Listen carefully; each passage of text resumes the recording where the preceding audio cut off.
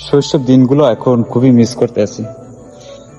আজকে দেখলাম ছোট ছোট ভাইরা, ওরা কত সুন্দর মতন মার্বেল নিয়ে খেলতে আছে।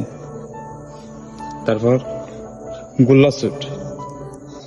আর আজকে আমরা সে খেলা থেকে কতটা দূরে। এখন তো প্রতিটা ছেলের কাছে স্মার্টফোন থাকে, কারণ আগের যে খেলাধুলা ওটা এখন হচ্ছে না। সবাই স্মার্টফোন দিয়ে বিভিন্ন রকমের গেম খেলে। আর ফোন থাকলে তো লেখাপড়া হয় না, আর ভবিষ্যৎ তো অন্ধকার ফেলে। আমরা স্মার্টফোন পাইছি 2017 সালের দিকে। এর আগে তো আমরা বাটন ফোন ইউজ করছি।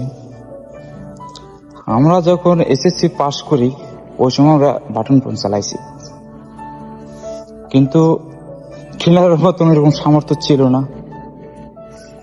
আজকে আবহাওয়া খুবই খারাপ, পর্যাপ্ত পরিমাণ গরম, থাকা যাচ্ছে না, বৃষ্টি নাই।